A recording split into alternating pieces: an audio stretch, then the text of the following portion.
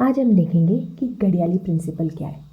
गडियाली principal ये एक क्रोमोथेरेपी का प्रिंसिपल है। क्रोमोथेरेपी यानी जो कलर थेरेपी होती है।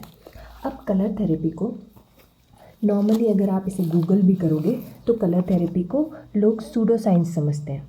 सूडो साइंस का मतलब ये हुआ ऐसी चीज़ें जिनका कोई साइंटिफिक बेसिस ना हो, जिसको आप साइंटिफिकली प्रूव नहीं कर सकते हैं, जिसे मिस्टिफाइड यानी जो साधु संत करते हैं ना कि उन्होंने कोई चीज़ बोल दी पर उसका कोई बेसिस नहीं है कि हाँ ये हो जाएगा, ये ऐसा होता है, पर कैसे होता है कोई ये एक्सप्लेन नहीं कर पाता। कलर थेरेपी को लोग उसी वे में लेते थे। बट इन 1927 इसका साइंटिफिक एमर्जेंस हुआ जब colonel colonel colonel Dinshaw P Gadiali, इन्होंने, ये एक मेटाफिजिशियन थे और साइकोलॉजिस्ट भी, इन्होंने साइंटिफिक प्रिंसिपल्स लेके आए ये सामने कि एक्चुअली डिफरेंट कलर रेज हमारी बॉडी पे कैसे असर करती है और उसका थेरेप्यूटिक इफ़ेक्ट कैसे होता है बॉडी में। इन्होंने एक बुक लिखी, स्पेक्ट्रोक्रोम एनसाइक्लोपीडिया। इनकी ये बुक पहली ऐसी बुक थी जो कि क्रोमोथेरेपी के बारे में सारे साइंटिफिक प्रिंसिपल्स एक्सप्लेन कर रही थी। और इस बुक के अंदर कम से कम 400 ट्रीटमेंट्स दिए हुए हैं जो कि ये क्रोमोथेरेपी से आप कैसे ट्रीट कर सकते हो, ऐसे 400 एक्चुअल ट्रीटमेंट्स दिए हुए हैं। इस बुक के अंदर लिखे हुए जितने भी रूल्स हैं इसे आप कोई भी मॉडर्न टेक्निक से प्रूव कर सकते हो। इन्होंने ये डिस्कवर किया कि हमारी बॉडी में सारे कलर्स का अपना वाइब्रेशन होता है और वो कलर्स या तो हमारी बॉडी में कोई चीज़ सप्रेस कर रहे होते हैं या फिर वो स्टिमुलेट कर रहे होते हैं। और ये जब हम उसे किसी स्पेसिफिक ऑर्गन पे डालते हैं तो वो ऑर्गन भी अलग तरीके से बिहेव करता है और हमारी बॉडी में बायोकेमिकल रिएक्शंस भी कर सकते हैं कलर्स। अब by knowing the different action of different colors upon different organs and systems of body, one can apply the appropriate color and that will balance the action of any organ or system. अब इसका मतलब ये हुआ कि अगर हमें ये पता चल जाए कि कौन से ऑर्गन पे कौन सा कलर काम करता है तो हम उस कलर को यूज़ करके उस एरिया को ट्रीट कर सकते हैं। और उनके हिसाब से अगर कलर्स में इम्बैलेंस हो तो हमें मेंटल और फिजिकल डिस्टर्बेंसेस आ जाते हैं। इसका मतलब कि हमें डिसीजेज हो जाती है।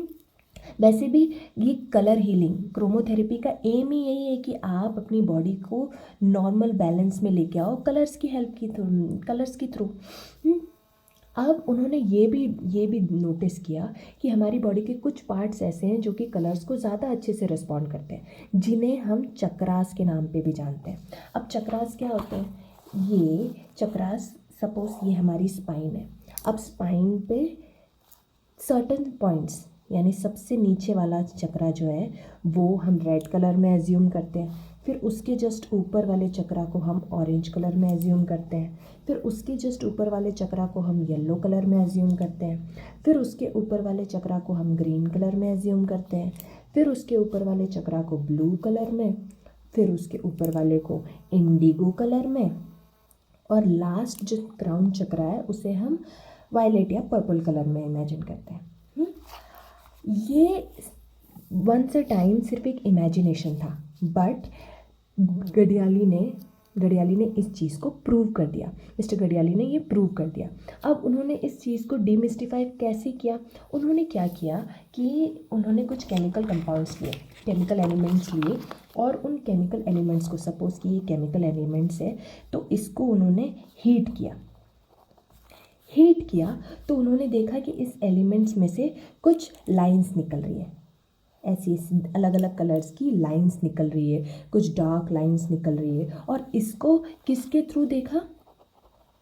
फोटो स्पेक्ट्रोमीटर के थ्रू इस चीज़ को देखा तो उन्हें पता चला कि जो केमिकल कंपाउंड्स हैं उनमें से कलर रेज निकल रही है और अलग अलग केमिकल कंपाउंड से अलग अलग कलर रेज निकल रही थी।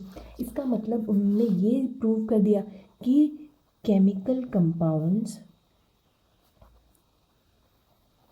एक्चुअली कलर कंपाउंड्स है, यानी केमिकल एलिमेंट्स एक्चुअली क्या है? कलर कंपाउंड्स है। और ये बात तो हम पहले से ही जानते हैं कि अगर हमारी बॉडी में कोई डिसीज़ हो रही है, यानी इन नेचुरोपैथी अगर हम ये मान रहे हैं कि किसी को कोई डिसीज़ हुई है, इसका मतलब कि उसके अंदर किसी ना किसी चीज़ का इम्बैलेंस हुआ है। अब हमारी बॉडी ही वेरियस एलिमेंट्स से मिलके बनी हुई है, इसका मतलब किस चीज़ का इम्बैलेंस हो रहा है? एलिमेंट्स का। अगर हम इनडायरेक्टली कहें तो केमिकल एलिमेंट्स का इम्बैलेंस हो रहा है। तो यानी केमिकल एलिमेंट्स का इम्बैलेंस अगर हम इस एक्सपेरिमेंट्स के थ्रू देखें कि केमिकल एलिमेंट्स की कलर कंपाउंड्स है, तो इनडायरेक्टली डिसीज़ क्या हो रही है कि किसी ना किसी कलर वेव का इम्बैलेंस हो रहा है। तो जब किसी कलर वेव का इम्बैलेंस हो रहा है और अगर हम उसको उसी कलर से ट्रीट करते हैं,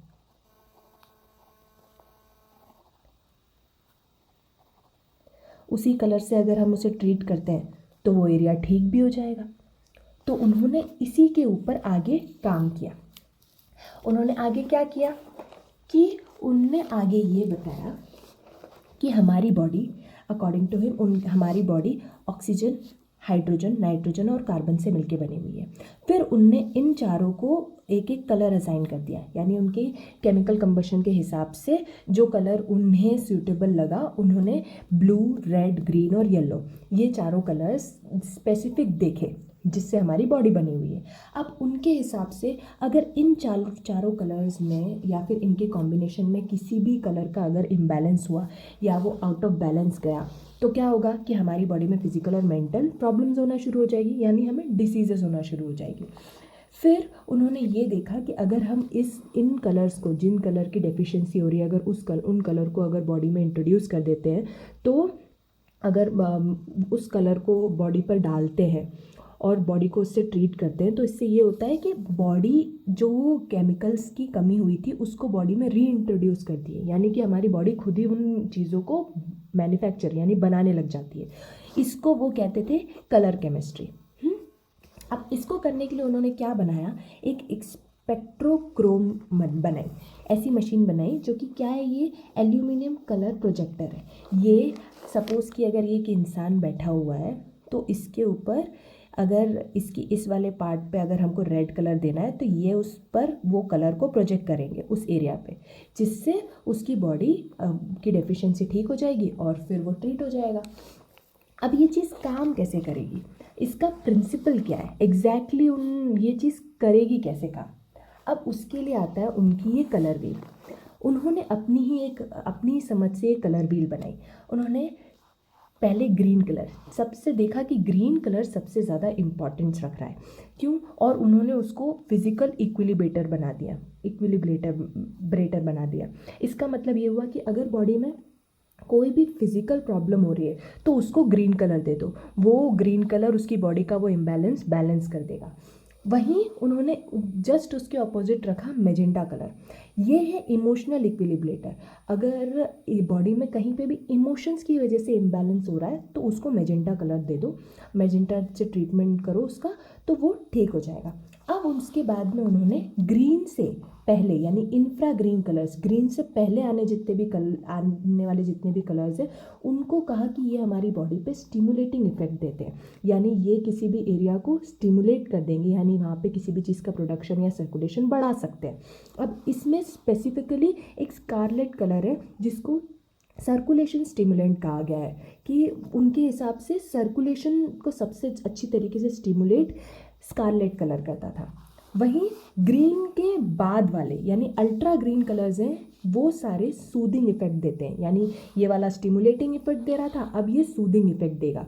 और इसमें सबसे ज़्यादा जो सर्कुलेशन को सूद करेगा या सप्रेस करेगा वो है पर्पल कलर। ओके, यही था उनका प्रिंसिपल जिससे उन्होंने सारे ट्रीटमेंट्स किए। Okay, thanks for watching.